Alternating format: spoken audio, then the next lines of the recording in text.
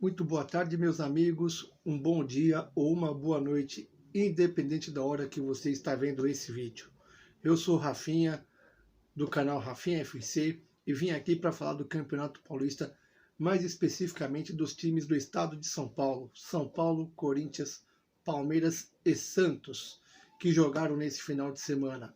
O São Paulo tomou um chocolate, Santos ganhou, apertado, mas ganhou. Palmeiras empatou com o Goiás e o Corinthians meteu um chocolate em cima do virtual rebaixado Avaí. Correto? Bom, antes de começar a discorrer sobre o final de semana dos times paulistas, vou pedir aí encarecidamente que vocês se inscrevam no canal e deixem o seu like aí e compartilhe com os amigos. Dá uma oportunidade para esse humilde carequinha que gosta tanto do esporte futebol brasileiro, correto? E essa aqui é a jaqueta do Sabá, viu, gente? Um time que eu frequento há muitos anos, mais de 30 anos, um time que foi criado em 1976. Já aqui está frio, né? Nada melhor do que por esse agasalho bonito do Sabá, time do meu coração, que faz parte da minha vida, correto? Vamos lá. O Palmeiras, vamos começar pelo Palmeiras, né? Que no sábado enfrentou o Goiás em Goiânia e teve um tropeço, empatou em 1-1. O Goiás começou o jogo até de uma certa forma bem defensivamente. Teve um lance esporádico e o Goiás conseguiu fazer 1-0, lance muito reclamado por parte dos palmeirenses, lance que eu não vi falta nenhuma, foi gol legal, vida que segue. E é sempre assim, o Abel, quando é a favor, ele fala que a arbitragem foi perfeita. Quando perde ou empata, ele sempre arruma uma muleta para não desqualificar o time dele na partida e sim culpar o árbitro que estava apitando a partida. E o Rony empatou com um voleio muito bonito aos 51 minutos do segundo tempo. Esse jogo foi muito curioso porque o Palmeiras teve domínio total da partida, 70% da posse de bola, mas o Palmeiras não conseguia fazer os gols necessários para bater o time goiano. Historicamente, o Palmeiras sofre muito para ganhar ou empatar com o Goiás. O ano passado o Palmeiras perdeu, acho que foi 4 pontos para o time de Goiânia. Empatou aqui e perdeu em Goiânia. Então o Palmeiras sofre muito para enfrentar o time esmeraldino do Goiás, certo? O Palmeiras é um time muito qualificado. Hoje ele se encontra ali na zona de rebaixamento com 1 ponto, mas é uma posição momentânea do time do Abel Ferreira, correto? Porém o Abel Ferreira precisa pôr na cabeça que o campeonato é longo, ele vai precisar mesclar esse time, porque tem uma Libertadores e uma Copa do Brasil aí a ser disputada também. Tem muito jogador ali no Palmeiras que está abrindo o bico, que está mostrando um cansaço a mais e que não está rendendo aquilo que se esperava desses jogadores. O Abel tem que rever alguns conceitos e ele tem elenco para fazer essa mescla e fazer esse time do Palmeiras jogar melhor do que vem jogando no Brasileiro. Tudo bem que na Libertadores eles estão com um grupo fácil, tranquilinho, estão deitando, estão se sobressaindo, mas no Campeonato Brasileiro o Palmeiras vem tendo grandes dificuldades de cansaço físico durante a partida para suportar os 90 minutos da partida. Próximo jogo do Palmeiras será contra o Flamengo. Deixa eu pegar o tablet aqui para ver o horário e o local do jogo direito, porque foi um jogo que teve uma mudança de data pela CBF.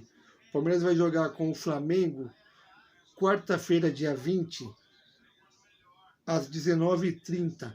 Era para jogar contra o Juazeirense, que foi jogado para o sábado, dia 30. Palmeiras vai jogar com o Juazeirense pela Copa do Brasil no sábado, às 21 horas.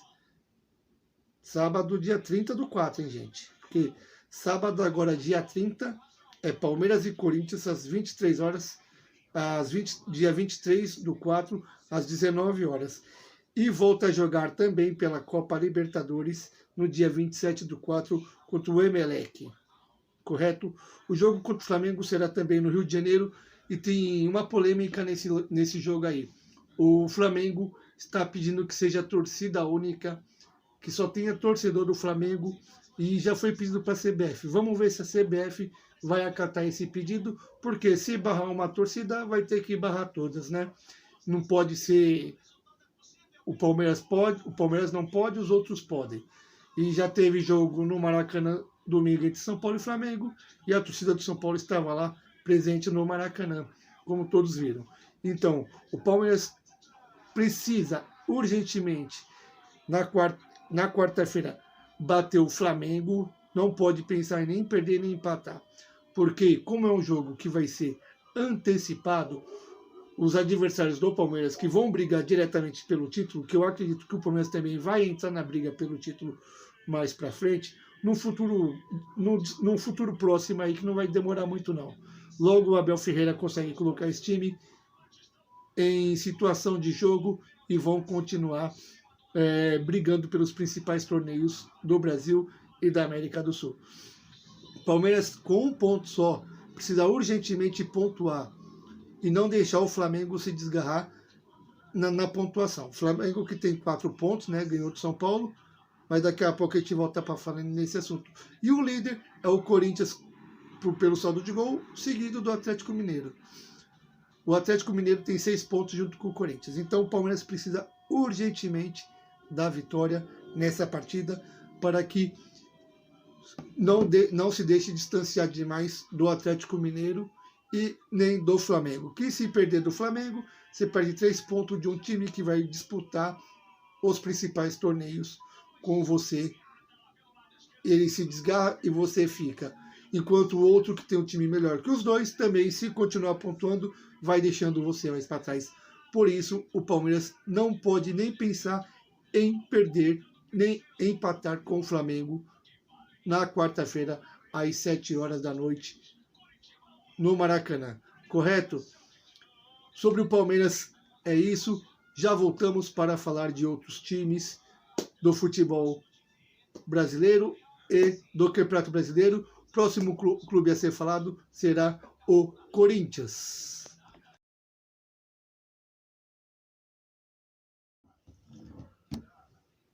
Voltamos para falar do Corinthians.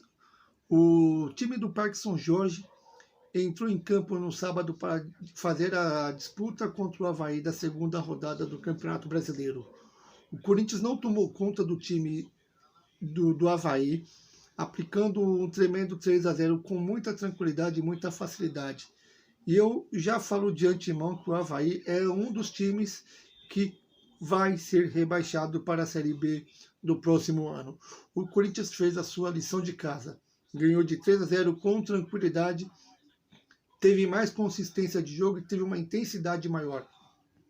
Vitor Pereira montou uma equipe mais jovem, deixando Juliano e Paulinho e o William na reserva e colocando Maicon, Duqueiroz e Adson para compor o meio-campo e ataque do Corinthians. Isso favoreceu o quê? O Corinthians teve uma pegada maior no meio de campo. O Adson jogou muito bem, fez uma partida muito segura. O Duqueiroz foi um dos destaques da partida. E o Maicon, que jogador é esse? Que pena que só vai ficar no futebol brasileiro até o final do campeonato nacional, que acaba em outubro. Depois ele tem que voltar para a Ucrânia, caso assim for permitido, caso a guerra lá estiver finalizado, certo? O Corinthians fez o que se espera dele, porque o Avaí, ele me lembra esses times da primeira fase da Libertadores e da Sul-Americana, onde você só cumpre tabela, faz o seu papel, ganha e aumenta o seu saldo de gols, certo? Roger Guedes não teve dificuldade nenhuma para fazer 3 gols em cima do time do Avaí. Vitor Pereira teve um papel fundamental nessa montagem do time, onde ele não pensou em duas vezes em tirar os medalhões que não estão conseguindo correr e render o que se espera desses jogadores. Como eu já disse, se o Corinthians insistir em colocar Paulinho, William, Renato Augusto e Giuliano como titular em todas as partidas, o Corinthians vai brigar para não cair e não vai ter fôlego para uma Libertadores e uma Copa do Brasil. Esses jogadores são jogadores de 45 minutos, 55, 60 minutos deu uma partida e olhe lá. E juntos não dão para jogar, porque se colocar esses 4 jogadores juntos, eles vão entregar a paçoca. Um destaque positivo do Queiroz, que muitos questionam no time do Corinthians, fez o lance do primeiro gol do Roger Guedes. Ele veio com a bola dominada do meio de campo, onde quando ele entrou na área, ele deu um tapinha de direita e rolou para o Roger Guedes, que de primeira mandou para o fundo das redes. O Adson conseguiu fazer aquela marcação, pressão na defesa, e o Roger Guedes se aproveitou muito bem disso e conseguiu fazer outros 2 gols com muita tranquilidade. O Corinthians fez o que se esperava dele, não vacilou, não perdeu pontos para o Avaí, mas ainda é pouco para um time das tradições do Corinthians, certo? Por quê? Quando o campeonato se afunilar, o Corinthians vai precisar de um elenco com mais tarimba. E eu vi que alguns jogadores que lá estão, como Júnior Moraes, que veio da Ucrânia também, veio do Shakhtar, né? Acabou o contrato lá e veio para o Corinthians, ele mostrou ser um centroavante nota 4,5, 5, bem irregular, fraco para as pretensões de um time que almeja disputar títulos e chegar bem em todas as competições. O Corinthians está com 6 pontos, é o líder do Campeonato Brasileiro, mas digo a vocês, meus amigos corintianos, é uma posição momentânea, certo? Essa posição vai ser ou do Flamengo, ou do Atlético Mineiro, ou até mesmo do Palmeiras, que já perdeu 5 pontos nesse campeonato. Porém, se o Atlético Mineiro disparar, nem Flamengo nem Palmeiras buscam, certo? Esse título está me cheirando que vai virar o bitre do galo mais louco do mundo. Como diz o Milton Neves, o galo mais lindo do mundo. Eu aposto muito que o Atlético Mineiro será o campeão brasileiro. As próximas partidas do Corinthians será...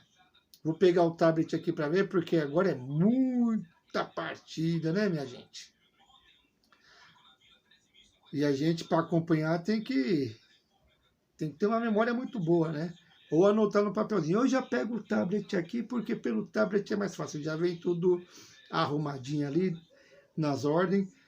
E a gente consegue saber os próximos passos do time do Corinthians. Quarta-feira, o Corinthians vai jogar contra a Portuguesa do Rio. O jogo será lá no Rio, às 21h30, dia 20 de abril, quarta-feira.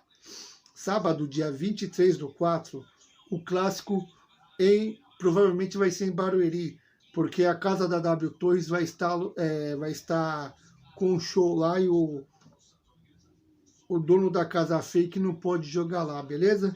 Então o jogo do Corinthians e Palmeiras e Corinthians será provavelmente em Barueri.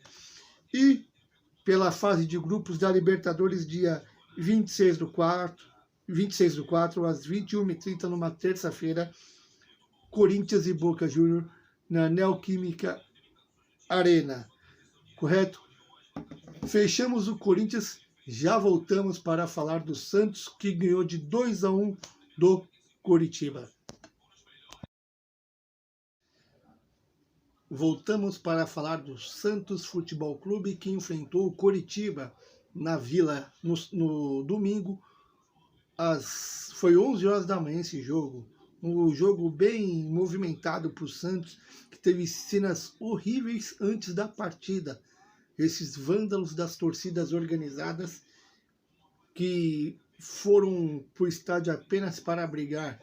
Teve 5 elementos que foram presos, porém foram presos não, né? Foram para o hospital lá, cuidar dos ferimentos e previamente liberado depois das brigas que eles mesmos causaram e destruíram uma unidade médica, né, uma UPA, uma unidade de alto atendimento para a população. Esses marginais destruíram. E o engraçado é que eles foram lá para cuidar dos ferimentos. Ao invés da polícia ir lá e prender esses marginais, vão lá, deixam sair pelas portas da frente. Quarta-feira eles estão no jogo de novo, estão brigando novamente até matar uma pessoa. É isso que o Brasil não quer mais dentro dos estádios e nem muito menos fora. Ninguém pode bater em ninguém por causa de uma camisa de um time de futebol. E muito menos vândalos, marginais, bandidos que usam uma camisa de uma organizada e não pagam porra nenhuma de royalties para o clube. Tem que fazer isso. Esse cara tem que ser responsabilizado e tem que ser preso, certo? Mas vamos falar do que interessa, que é bola na rede, bola rolando e 3 pontos que o Santos conseguiu brilhantemente jogando uma partida muito boa contra o Coritiba, que vai tirar pontos de muita gente nesse campeonato brasileiro, correto? O Santos venceu o Coritiba na manhã do domingo, às 11 horas da manhã, que foi esse jogo. O Santos teve um gol do Léo Batistão, né, que vem ganhando outras oportunidades aí com o Fabian Bustos, que vem dando oportunidades para ele, e ele vem aproveitando, não vem desperdiçando não. Teve o empate do Coritiba com um pênalti que eu falo para vocês abertamente. Eu não marcaria, o VAR tinha que interferir sim, porque foi um pênalti que não ocorreu. O menino do Santos lá, o Brian, dá o carrinho lá, nem encosta no cara do Coritiba e ele se desmancha todo. O árbitro marcou com uma veemência de, mas a nova recomendação é que se o árbitro marcar com convicção, não é para o VAR interferir. Eu duvido que se fosse contra o Atlético Mineiro, Flamengo, Palmeiras ou Corinthians, se esse pênalti o VAR não tinha chamado, tinha mostrado que nada tinha acontecido, que não foi pênalti para o Coritiba. Léo Gamalho, que não tem nada a ver com isso, bateu e empatou a partida.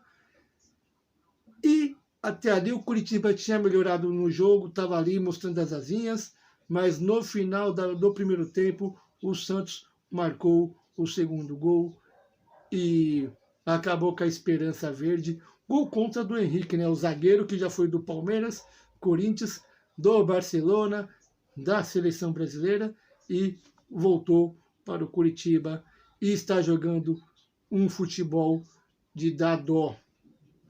Jogadores precisam aprender que tem hora para iniciar e hora para acabar. Tem jogador que não dão o braço a torcer, né?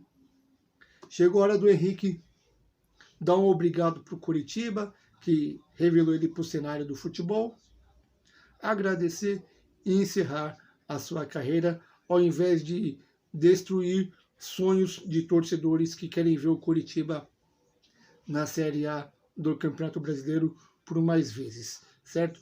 O Santos agora está com 4 pontos na tabela, conseguiu uma vitória muito importante, um time que todo mundo falou que vai brigar para não cair. Eu mesmo coloquei o Santos nesse balaio da zona de baixo, ali, na zona da confusão. Porém, Fabian Bustos, com o Maicon Eduardo Bauerman e esse Rodrigo Fernandes, que é um belo meia de ligação, um segundo volante com uma qualidade extraordinária que o Santos achou. E ainda tem o Ângelo e Marcos Leonardo. O Santos tem uma boa base. Assim, se você for ver em vista do que está jogando, se o Santos conseguir uns 3, 4 jogadores ali da liga e eles conseguem sim beliscar uma vaguinha para pré-Libertadores e até mesmo ficar ali na zona da Libertadores, 6º, 7º, porque na minha visão, Flamengo, Palmeiras e Atlético Mineiro vão ficar ali trocando posições. Um vai ganhar a Copa do Brasil, outro a Libertadores, o outro o Campeonato Brasileiro. E aí vai sobrar aquele montão de vagas para todo mundo ir para a Libertadores. Até o 16º logo logo está indo para a Libertadores. Aguarde e confira no que eu estou falando. Que o Brasileirão agora virou o campeonato que dá vaga para todo mundo na Libertadores. Você foi rebaixado, mas ganhou uma vaga na Libertadores. Foi para a Série C, mas vai para a Libertadores. Foi para a Série D, calma, tem a pré-Libertadores. Tudo o brasileiro dá uma vaga na Libertadores. Logo, logo, até o time que foi eliminado nas oitavas de finais da Copa do Brasil irá para a Libertadores. Calma que isso vai acontecer. Falta pouco para isso estar acontecendo, certo? O Ângelo, esse menino, o Santos tem que lapidar ele, tem que contratar uns 2, 3 jogadores muito bom para colocar para jogar do lado desse moleque. Esse moleque tem um futuro brilhante. Se ele for lapidado e ter uma sequência boa de jogos e tiver um elenco que favoreça ele a evoluir, a crescer, esse moleque pode tirar o Santos da lama que se encontra financeiramente. É uma joia rara, um moleque muito talentoso que o Santos tem que cuidar para não sair quase que de graça para nem o time da Europa e muito menos do Brasil, como foi o Yuri Alberto, que foi para o Internacional. E já tem que correr atrás, olhar o contrato do garoto, se tiver a capa. Para se encerrar daqui um ano e meio, já chega no garoto, vamos sentar, vamos conversar, dá ali um aumento ali de 100 mil para o garoto e vida que segue. O Santos deve voltar a campo, o Santos volta a campo, agora eu acho que é pela Copa do Brasil contra o mesmo Curitiba, gente. Só que agora o jogo é em Curitiba, dia 20/4, quarta-feira também, às 19h30. É uma partida muito importante, hein, Santos? Curitiba mostrou que sabe jogar. E no domingo, dia 24/4, às 16 horas, Santos e América Mineiro, pelo Campeonato Brasileiro. E na próxima semana Não, na próxima semana nada. Tem isso não, peraí. Na próxima semana parece que o Santos não joga. Joga assim, acho que é contra o União La Calera. Santos e União La Calera às 21h30, dia 28/4. Tá marcado aqui, achei. União La Calera. Certo? E encerramos o Santos e vamos falar agora do São Paulo. Já voltamos. Segura as pontas aí, minha gente. Minha gente, nação tricolor. E mais uma vez a gente vem aqui para falar de um jogo onde o São Paulo não jogou. Foi amassado contra o Flamengo, tomando um baile de 3-1, certo? O que vale ressaltar nesse jogo foi as substituições do Rogério Ceni, que tirou um volante, Pablo Maia, que não vinha bem no jogo e já tinha amarelo, para colocar o Gabriel Sara e recuar o Igor Gomes como primeiro volante cabeça de área. Ele, além de tirar um defensor e colocar um meia para sair com mais qualidade com a bola, o São Paulo perdeu o poder defensivo, que no primeiro tempo, entre aspas, se comportou bem, tomando apenas um gol e conseguindo fazer o gol de empate, indo para o segundo tempo com uma certa moral, podendo até fazer algumas substituições, como sai Éder, entra o Luciano, sai Igor Gomes e entra Rigoni. Ele prefere me tirar um volante e colocar um meia no lugar do volante. Já que era para tirar o volante, por que não me tira o Pablo Maia e coloca o Andrés Colorado, colombiano, que ele mesmo pediu, que sabe jogar de primeiro volante, como já jogou na Colômbia, e veio como segundo volante, que tem presença diária, e até hoje esse cara não conseguiu jogar no São Paulo. E outra, como o Miranda é reserva, o Miranda não, como o Arboleda é reserva desse time. Não dá para entender as convicções do Rogério Ceni. Se eu fosse o presidente do São Paulo, comissão, diretoria, sentava, Rogério, muito obrigado, valeu, eu ia buscar alguém que tem uma visão de jogo diferente da do Rogério, porque o São Paulo tem sim um bom time. Ele é mal escalado, mal treinado e mal posicionado fora de casa, certo? No Morumbi, parece o gato guerreiro do He-Man. Fora de casa, parece o pacato, o tigre do Ada. Então a gente precisa saber qual é o tipo de São Paulo que a gente vai ver fora de casa.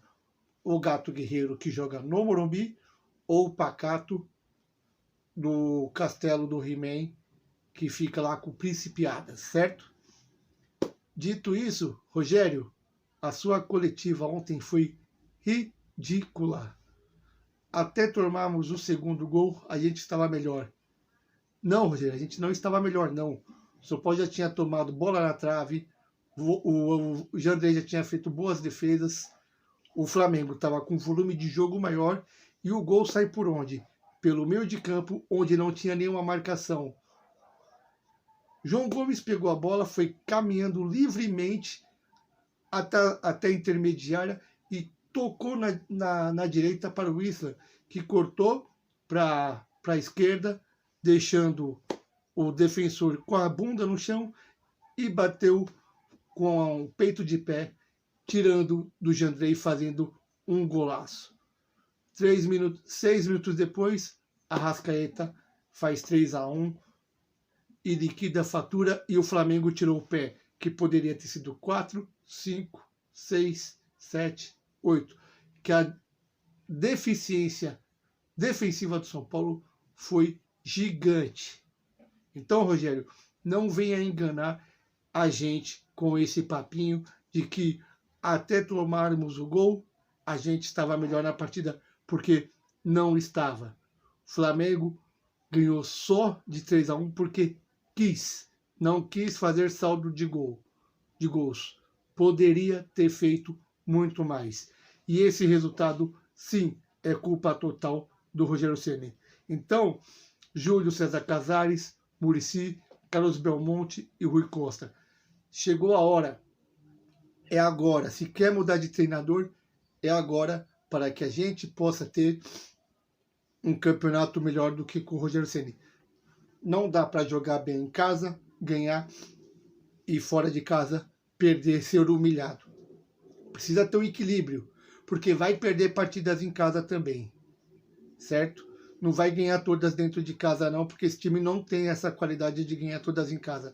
Vai esperar o quê? Chegar em Itaquera e tomar uma porrada, chegar no Mineirão tomar outra porrada, chegar no Castelão tomar outra porrada, Beira-Rio outra porrada, e assim por diante, e tentar reverter os resultados totais no Morumbi. Não vai conseguir, principalmente se tomar uma porrada de 3, 4, 5-0 fora de casa. No Morumbi só vai ser para cumprir tabela. Então, chegou a hora. Não quero saber de mudança de treinador no segundo turno, quando o time já tiver com a corda no pescoço. Se tiver que trocar, é agora, porque o Rogério ainda é um aprendiz de treinador. Olha lá o que eu estou falando. Corinthians demorou muito para mandar embora o Silvinho. Olha o que aconteceu. O ano passado não ganhava fora de jeito nenhum e em casa sofria para ganhar de times pequenos. E vai ter isso com o São Paulo esse ano, se o Rogério Ceni continuar sendo o treinador do São Paulo. Dito isso, na quarta-feira o São Paulo enfrenta o Juventude fora de casa. No final de semana, no sábado, se eu não me engano, o São Paulo pega o Bragantino e na outra semana pega o Jorge Wilstermann também fora. São 3 jogos fora, Rogério Ceni. Vem 3 derrotas aí?